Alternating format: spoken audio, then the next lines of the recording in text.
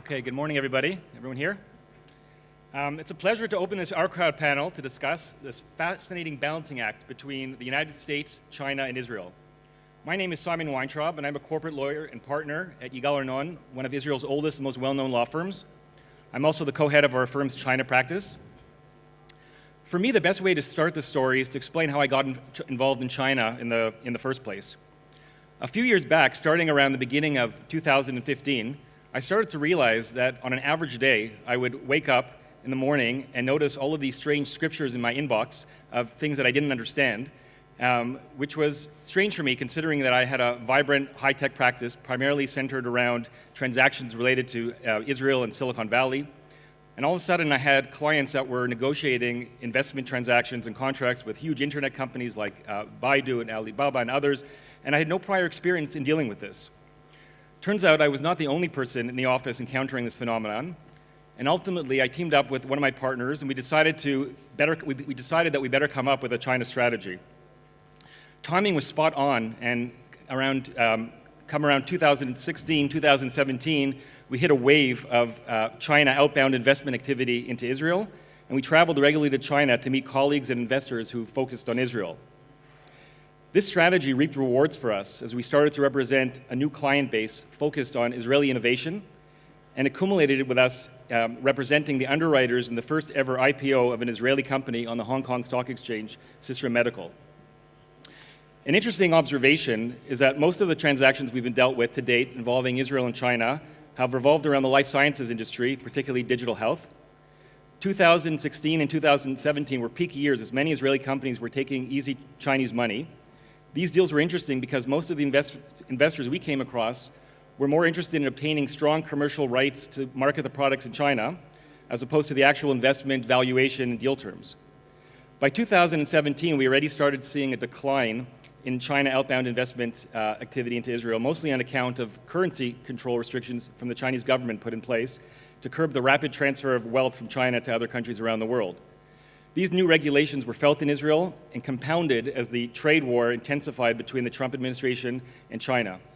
In 2018 and 2019, we saw a sharp decline in overall China investment into Israel, although there are some exceptions, particularly with respect to some very large investment rounds led by Chinese investors in recent years. With that said, here we are in 2020, and surprisingly, I can tell you that we are actually seeing a large uptick in Chinese investments into Israel. On the one hand, I don't think that Chinese money is flowing as freely as it once flowed, and the money invested is much more strategic. We have many clients today who are concerned about, taking Chinese money. They're concerned because almost all Israeli companies have a U.S. nexus or some kind of U.S. focus and strategy, and they don't know if taking money from China will result in potential CFIUS-related issues. I've seen potential acquisitions of Israeli companies die over these potential issues, and I've seen Israeli startup companies agonize over how to take money from China without raising issues in the US. This panel that we have before us today will hopefully tackle some of these hard and complex issues. Based on our experience, it has become more apparent that Israeli companies are being put in a position, often from very early on, regarding whether or not they want to focus on US or focus on Asia. It may no longer be possible in the current climate to tackle both markets together. Of course, there's also the political side. Just this past November, Israel announced an oversight committee to examine investments that could have an impact on Israeli strategic assets. Many herald this as the new Israeli CFIUS regime. This is clearly not the case, as this new body has limited powers and resources. With that said, the Trump administration has made it clear to Israel on numerous occasions that it is not happy with the blossoming relationship between Israel and China. I hope that our distinguished panel will address some of these complicated questions. Israel is clearly caught in the crosshairs of a large global fight. But how do we navigate through this? And can we solve our problems using the typical Israel bluff and straight-out chutzpah opposite the U.S. administration? It also goes without saying that how do we talk about U.S.-China and Israeli relations without also analyzing the effects and the potential effects of the recent coronavirus? I don't even think the virus was on our agenda when I was first asked to open this panel. But there's no question that it is impacting and will continue to impact the economy, Israel-U.S. and China relations. It should be interesting to hear from our panel how this virus is affecting trade. Thank you very much for your time. Excited to kick off this important discussion. which is clearly a real-time issue for many of us here. So thank you very much. Thank you, Simon. That set us up perfectly for our panel discussion. I'm Rebecca Fannin, the founder and editor of Silicon Dragon and the author of Tech Titans of China. We have with us Porter Erisman, the former VP of Alibaba. He is the author of Alibaba's World, and he's also a documentary producer of a wonderful documentary, Crocodile in the Yangtze. Next to me is Amir Gaur, founder and managing partner of Infinity Group.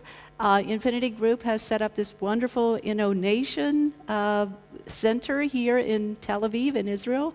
I visited it the other day, and I think we'll hear more about that from Amir because it's definitely Israel-China connected. Finally, Łukasz at the end here is the head of global expansion at Alibaba, representing Israel and Eastern Europe, but actually he's here from Hangzhou. So we tried to structure this panel so that we had US, I'm representing Silicon Valley, US, Amir's representing China, and also Israel. Porter is actually living in Tokyo these days, but he can give us the China perspective, I think. And Łukasz also can give us the China-Israel perspective. So we do have these three markets represented. So let me start and ask. So we did set up this panel to say, can these three markets dance together? Or is three a crowd? So Amir, let's hear from you first. Well, awkward days to discuss this issue. But our fundamental assumption is there is a decoupling situation between, let's call it China and the West, and the decoupling process for companies to work both with China and the United States at the same time is challenging. Our suggestion to most of our companies, or companies we work with, is to, first of all, the threshold is higher. So a smaller company will be more difficult. And then if you work in both, it has to be separate team, separate standards, sometimes separate brands. The whole system should be kind of adjusted more to China, not only because of culture gaps, not only because of regulation. It has become to be a much deeper issue, political aspects to it. The standards, the operating systems are in the way to change. So if operating system change, you need not only kind of a high-level, shallow localization. The localization has to become extremely deep. And the teams that will work with China cannot be the same teams who work with the US. It could be the same strategy, same holding company, same things. But in many cases, the challenge of working both is high, so it's not recommended to everybody to do it. And the companies who do it have to think about the structure. Because if you still do you do it in a partnership way, which is always recommended in China, but the law has changed recently. It opened many other new opportunities how to structure the deals.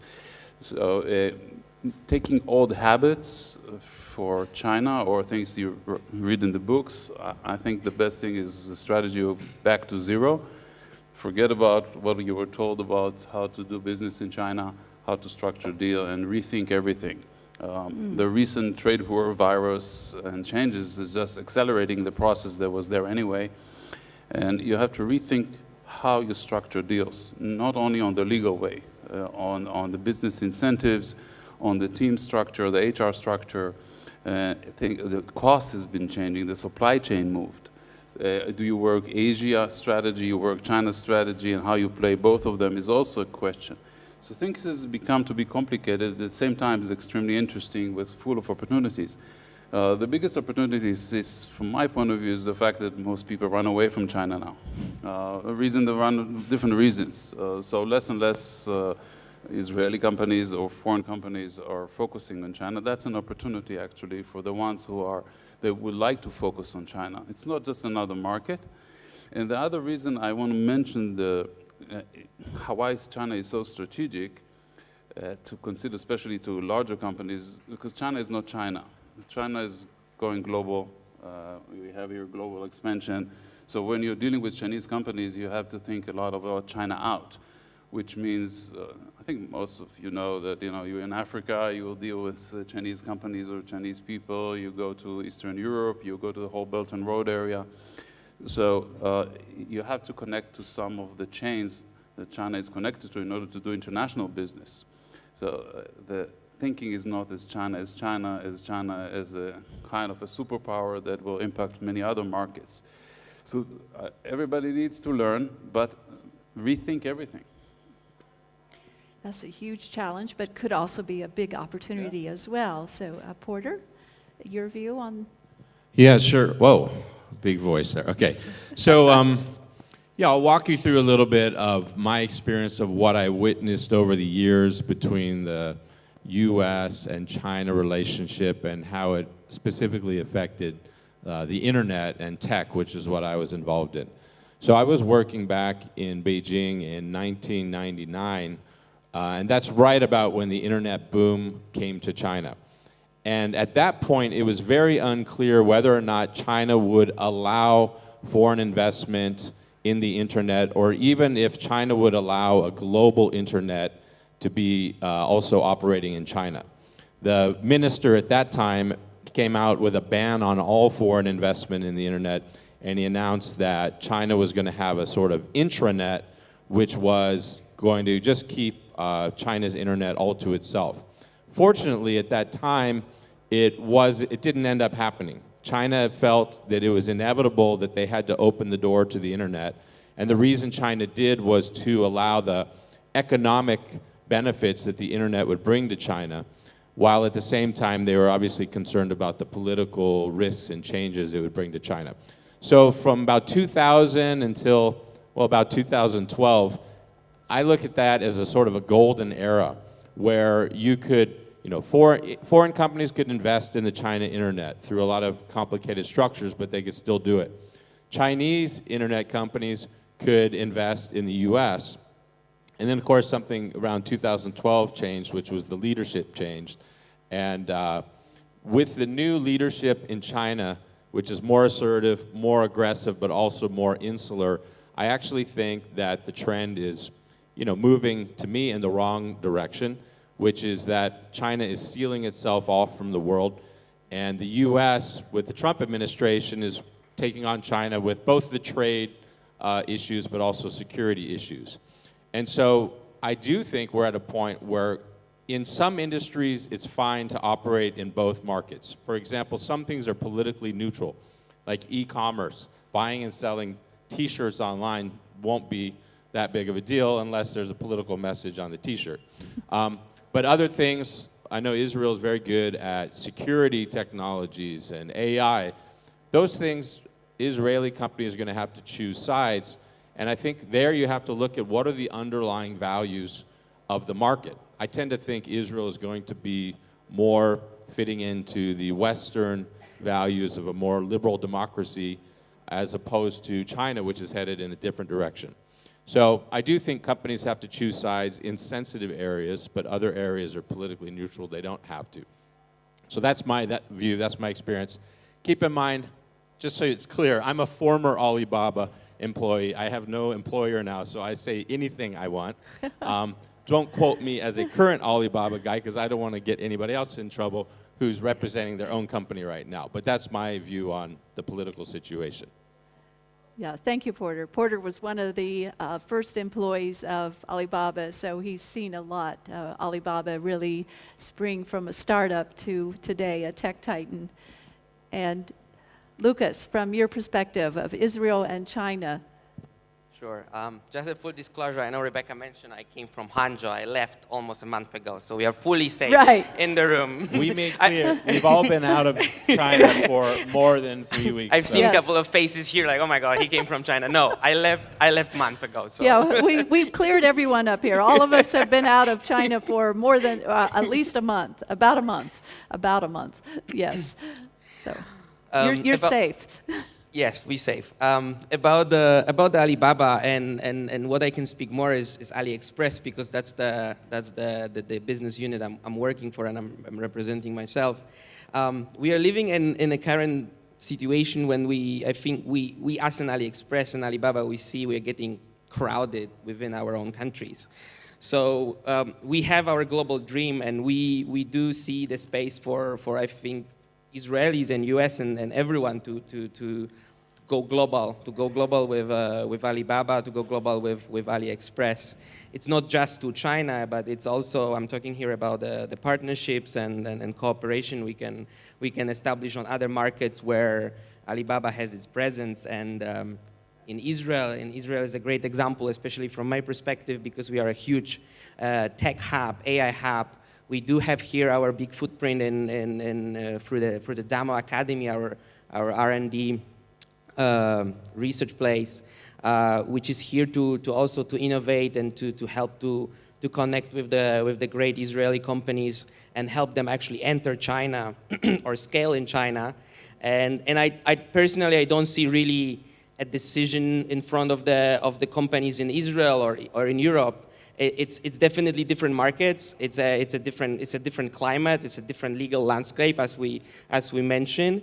But I think in Alibaba and AliExpress itself is sort of like a catalyst to kind of streamline the process and allow the companies to enter the China or to scale in the market or scale globally. So we are always open for partnership, which is also very, very different and different business model comparing to other competitors on the market.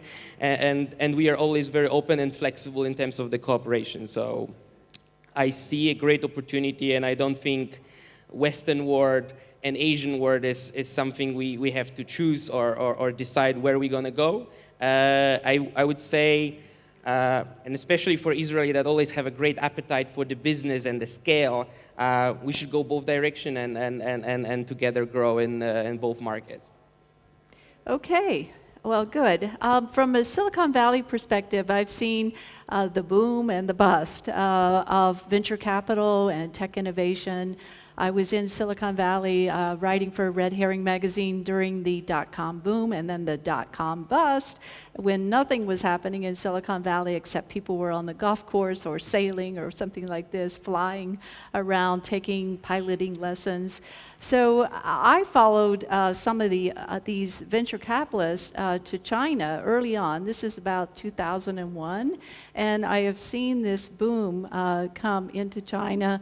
I've seen the entrepreneurial boom. I wrote about it, my first book, Silicon Dragon, and then I've seen also the downturn in China, where it's gone through various cycles. But now today, we have seen a core group of venture capitalists who have emerged in China, who've survived. Now the question mark is, will they continue to survive? What is the long-term perspective? What is your long-term view of China and venture capital and tech innovation? Is it going to continue to be a positive story? Are we in for a pause now and then negative? Or where do you see this? Amir? Well, I think we should distinguish between short-term, mid-term, and long-term. The short-term is very challenging on a few levels, and we will have to suffer the coming few months. On the long-term, I am very optimistic, even though there will be additional crises, but 1.5 billion people, hardworking, extremely motivated, focused, is not something that is going to slow down. And it's going to impact globally for many reasons. On the midterm, it really depends on the policies that will be introduced and the steps the Chinese government will take. I believe next month, towards the end of the month, it will be more clear, because you can take the policies different ways and impact the stock market, which creates the liquidity, and how much do you further open up or you close. Many different aspects in different industries is changing. I tend to be optimistic because I think very smart people are eventually making the decisions, and they will open up more and put liquidity into the market no matter what's the debt rate. Because the debt rate is an issue, but I think we have bigger issues. So if I have to bet, I think that around April, we will see things going back to normal, and maybe even in some industries stronger than before. At the same time, we will see companies leaving China because the combination of rising wages, political aspects, the recent events will get people to either create second source, hedge this, or go out. And that includes also Chinese companies, not only foreign companies. But, you know, China is roller coaster. So if you deal with this, you have to join a roller coaster. Absolutely. Well, I think the peak year of venture capital investment in China was 2017. Things started to slow down in 2018, and now 2019 was a much bigger drop. Who knows what this year is going to bring? But Porter, optimistic, pessimistic? Well, yeah, I'm optimistic that China will continue to grow and the economy will, it always bounces back from these things. There's always some shock in China. Yeah. And then it bounces back. I think for people here, what they need to consider is, when people come up to me and say, hey, I've developed this really cool technology and China's a huge market, can I take it to China? I think what's going to happen is that China will continue to grow like this independent ecosystem, where it's almost, you look at like Australia, you have kangaroos, you have koala bears, these totally different species that are like unrecognizable in other parts of the world. And so to be able to take your technology and then go partner with someone when they have companies that look so different from what you see in the US or Western Europe, what will happen is China will become a more and more unique environment. In many ways, it will continue to leapfrog. So, for example, everything's mobile there, as most of you know, whereas in the US, we still split bills with the waiter with our credit cards, and it takes forever. Every time, if you haven't been, every time I go back to China, if I'm away 1 year, I've missed a few updates to the apps. And so I'm rendered completely useless there. You can't get a taxi. You can't pay for anything. And people look at you when you show up at the front of the line at Starbucks and want to pay with cash. They look at you like you're crazy, some dinosaur. And I have to say, no, I'm a tech speaker on the tech industry, but I still don't know how to pay with my phone here. So the point is, things are in many ways are more advanced, or they're just simply different. And so to plug into China's ecosystem as it grows 5 to 10 years down the road, it'll require customizing even more for the direction China's going versus how more developed, previously considered developed markets were. Sure. And speaking of apps and super apps, how many people out here are on WeChat? Oh, most of you. So you're active in China then, I think. Yeah, that's good. Okay, a good sign, right? Sure. I'm actually very optimistic, and I mean, on what Porter just said, I would say we need to look at China, and I would even say entire Asia as something very, very different and a different, with a different approach. Also, when I compare, I don't know, Eastern Europe or US, it also requires some sort of adjustment and understanding of the local environment in tech or in the VC area. So when we approach China, I would say you need to do your homework, and you need to understand that China itself is moving extremely fast. And I think also, Rebecca, your book touched about the China speed. So it's important to seize the opportunity when you see it. We tend to say you sneeze, you lose, basically, or you need to wait the right time. So I look at that you need to find your niche, you need to find your time, and you need to also understand the market. It's different creature, as we said, and it requires different approach. And I think the understanding of how fast China is moving and how fast the innovation is happening down there, it's important to be ready for it. Because, I mean, I can also see, I mean, people say in Israel we are very fast. People are very fast in Israel making decisions. But still, when we talk with Israeli companies and how AliExpress reacts in headquarters, the speed is completely different. So it's important to understand how quickly we innovate and to find the right time. And how would you compare and contrast the entrepreneurial cultures with Israel and China? Because China has always been so entrepreneurial and fast-moving. So I would say, and the whole 996 entrepreneurial working hours, right? I think we're all working very hard, and I think, I mean, it depends. I mean, I can't speak about the working time because I assume everyone is working hard and trying to be as efficient as possible. I would say the difference is China is more flexible. We are able to, I mean, as an Alibaba, we are a huge company, but at the same time, we have a great startup feeling with an ability to change our direction and adjust the strategy to fit within the market. And speaking about global to global, our dream, and I think this is something also very unique for companies that we try to work with and encourage to join us, is just because we are very flexible in terms of strategy and operation and ability to adjust and to localize in market, or even to help enter the China itself. So I would say the difference definitely is the flexibility and adaptability in terms of the strategy and the changes that are happening in the market. Amir, you're working in both cultures as well. So who would you give the edge to on the working harder, more entrepreneurial? Yeah, well, since we have established 23 funds in China and innovation centers, we have experienced so many kinds of entrepreneurs in China itself first. So it's difficult to say entrepreneurship in China or innovation in China, because it's very different in Hangzhou than even in Shenzhen, and especially in Chengdu or in the north. There are different styles inside China itself. So you can find everything from amazing innovation to very simple innovation. But if I have to classify in one word, China excels in business models innovation. Extremely creative, flexible, and because of the system and the structure, it can actually grow very fast. So speed, scale, business models is the #1 in the world by far. Israeli innovation is totally different. It's using the same word, but Israelis, first of all, always look at disruptive innovation in their thinking. But the main challenge is the distance from the market. So it becomes to be more enabling technology. It's enabler thinking. You enable something to happen because you cannot implement it immediately, and the risk level you're willing to take on the future is much higher because you have to intersect at a point in the future.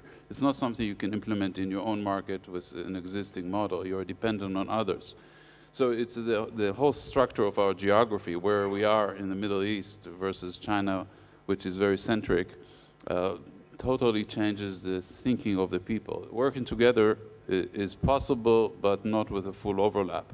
So you have to, the best thing is a mix between Chinese entrepreneurs and Israeli entrepreneurs. That's the best of the world. It can win any American firm, for sure. I am always confident every competition we can take. But the challenge is how to work together, because people come from not only different cultures, different systems, different regulation, different habits, different circles. And it's like oil and water sometimes. You know, you just don't mix it. But the best solution is to find the right communication structure and overlaps where it should. And don't look at it from hierarchical point of view. The China side is always default by hierarchy. Israelis is always default by my thinking, and it's horizontal. And how do you compare something like that by the culture? It's possible. We are doing it, especially in innovation in our centers. We insist to do it. It means you have to fight with both sides. But then you can win. You can win big time because you got the scale of China, the efficiency of China, the market of China, and you got not only the innovative side of Israel. Israel has amazing access. You can see in this conference, it's people from all over the world. The Jewish network is real. It's not anti-Semite, it's real. It's something that has value. So that combination is amazing. And we'll see how we deal with the culture issues. The media has to play a major role because it's not only, media is politics also now, right? So what the media will do with the politics will impact people thinking and their habits. So the innovation will be dependent also on the leadership that will impact the media and the politics. And we are seeing how one person in tweets or in policies, no matter in what countries, totally changes people's behaviors. So leadership is needed in order to create this. That's a global challenge. It's not only our challenge. Oh, right. And definitely tech and politics have become unified. Can no longer separate tech from politics. And I think on the book tour, the #1 question I get is, from the U.S. perspective, is, isn't China stealing from us? They're not really innovating. They're just stealing. They're just copying. I would like to get the panelists' views on Is China truly innovating today? And I know you said on business models, and I agree with that. But is there anything that is really disruptive innovation coming from China that you're seeing today?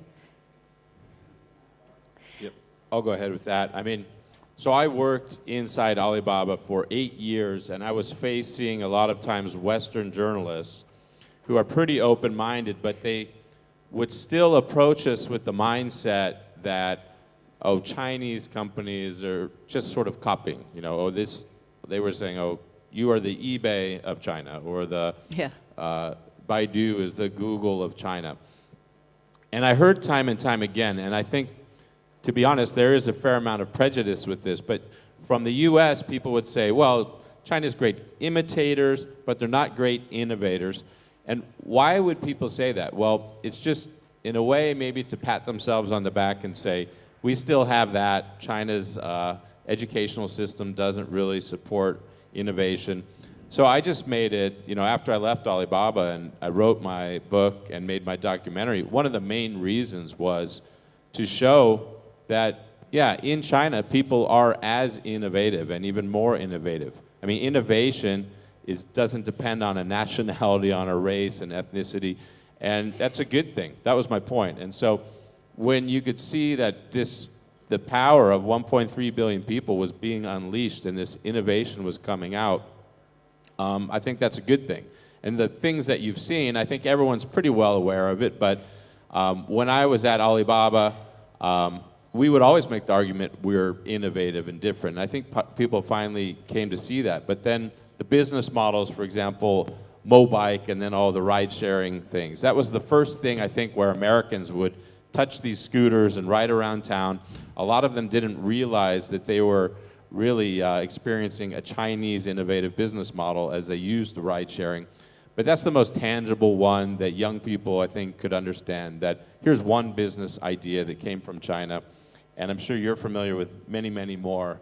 But then another one, Łukasz, is when I've gone around the world, when I was in Nigeria, the driver of my taxi found out I used to work at Alibaba, and he said, oh, I bought my jeans on Alibaba. And I said, well, how could you buy your jeans on Alibaba and have it sent from China to Nigeria? But in a lot of emerging markets, Alibaba is probably more famous than eBay or something. Oh, yeah. Yeah, I mean, adding to that, yeah, from the commerce perspective, I would say we have a very, very sophisticated business model that is very, very different than what we see in other countries and in the US itself. Also, when we look about the innovation in China and how our apps looks like, and we start comparing it, I see a huge influence of Chinese apps and Chinese innovation, UI, UX, solutions that are applied in the apps itself. So I would say there's a huge influence from China side, and as well as from Alibaba, that where our apps, the commerce apps, start looking very, very similar. And to me, this is the answer that, yeah, they innovate, it makes sense, people decided to copy, decided to follow it, decided to source from Chinese ideas. So I definitely think they do innovate, and the influence is huge. And just like Porter said, the sharing economy, I think, a year ago in LA, and people were surprised about the scooters and things like that. And I was telling them, yeah, we have this in China for about 2 years already, and this is very normal. So I would say, yeah, it's a place for sourcing. Oh, definitely. And originally it was the idea was that it was copy to China. Now I think the reverse is happening, is copy from China. We're seeing this in the US, where we're seeing Facebook copy some of the ideas from some of the Chinese tech titans. We're seeing Amazon doing the same thing. So I think it's really interesting. China is having an impact. Some of its ideas are going global. Some of its tech companies like TikTok from ByteDance is having a huge impact globally. Everyone is on these 15-second video apps. And I think it's amazing.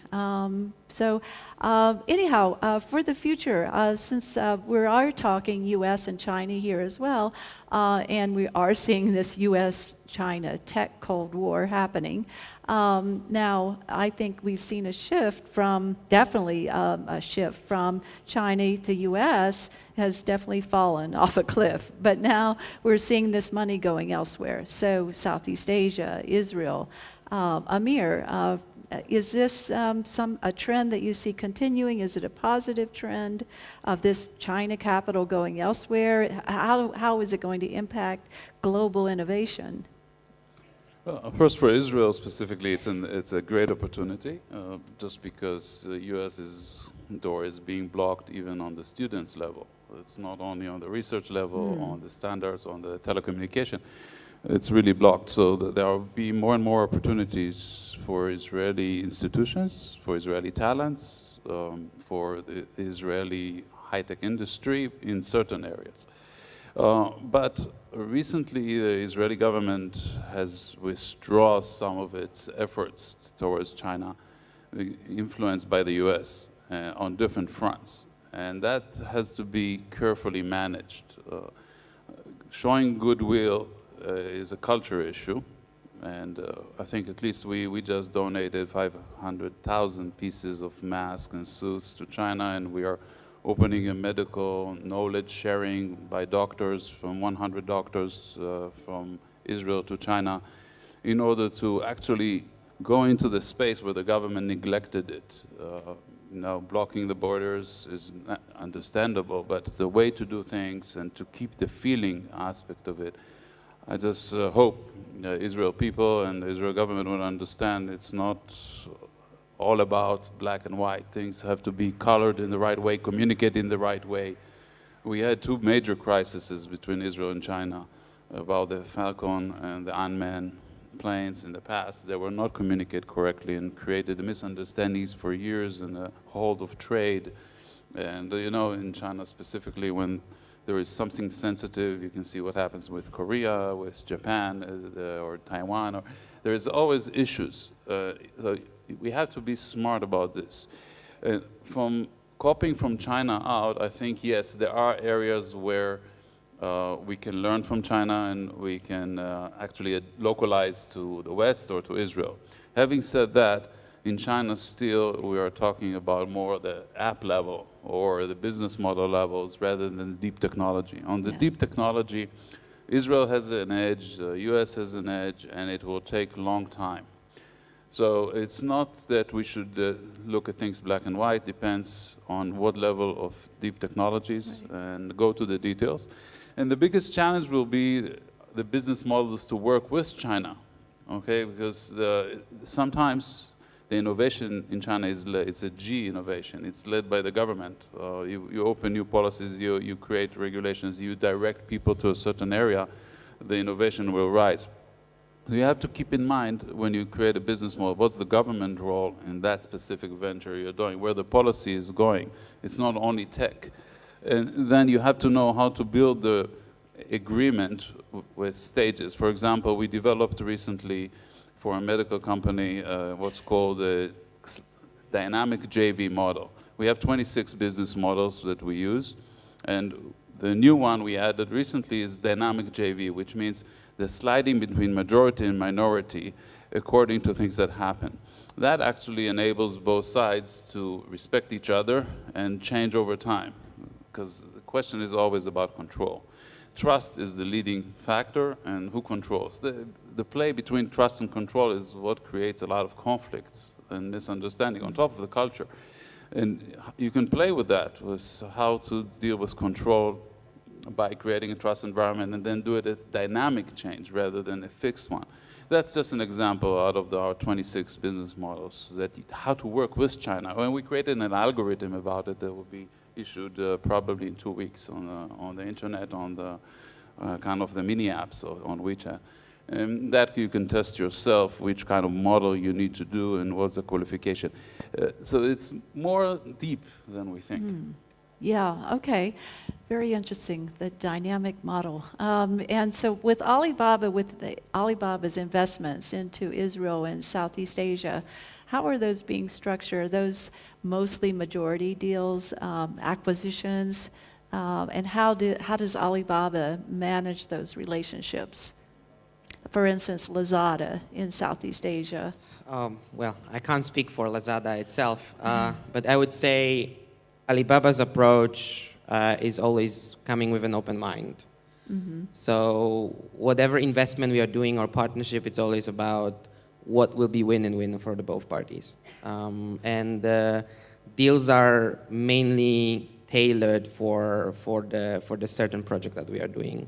So here, for example, for AliExpress itself, where we are trying to structure some partnership or work with the partners or talk with the tech companies that they can share their technology for us.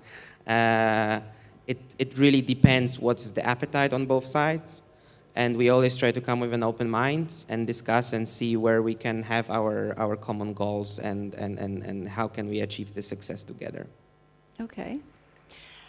So we can't have this panel without talking about the coronavirus. And it's in the headlines every day. And so I just would like to get the panelists' views on how you think this is impacting China's image. Is this going to hurt their dealings with partners, with investors, with tech innovators? Amir. Well, if China was a stock in the stock market, I think it will go down 25%. But it's temporarily. Having said that, there are some things for the long term that will require restructuring. The crisis is real. On our different platforms, we have more than 300 employees in China that are worried, they are at home, locked, connected to the phone, and not sure about the future, so there's a confidence issue.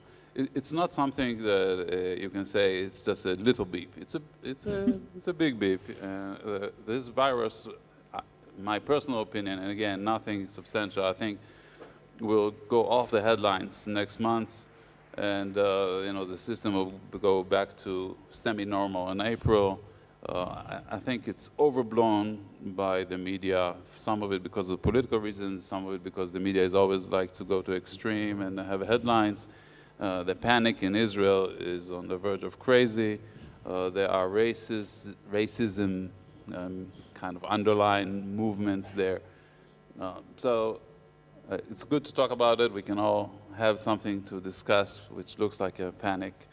Human nature, actually, because we donated the masks, we were shocked to see that people in Israel are accumulating masks, but you're not talking about small amount of masks. You're talking about families and organizations that are taking thousands of masks. And in Israel, just assuming that it will come here. And it's a natural human reaction, but it was shocking for us to see how extreme it is. This thing will go away one way or another. Of course, there is always a slight chance it will change the mutation, it will become a different virus, but in reality, no real foreigner died from it until now, and the numbers outside of China are low. So let's face reality of data rather than headlines in the media. Right. And Porter, you were there at Alibaba during SARS, and tell us. Yeah, so I'll share, this is something I learned from my experience back in 2003, where what happened was I was sent, along with some Alibaba colleagues, to Guangzhou, which was the Wuhan of the day. It was the epicenter of SARS. We worked at a trade show as this was peaking. This was despite my arguing against us going. But the Chinese government was censoring information, so my Chinese colleagues thought it was safe. It ended up that the woman I was sitting next to at a booth was a confirmed SARS case. So the police came, locked me in my apartment for 10 days.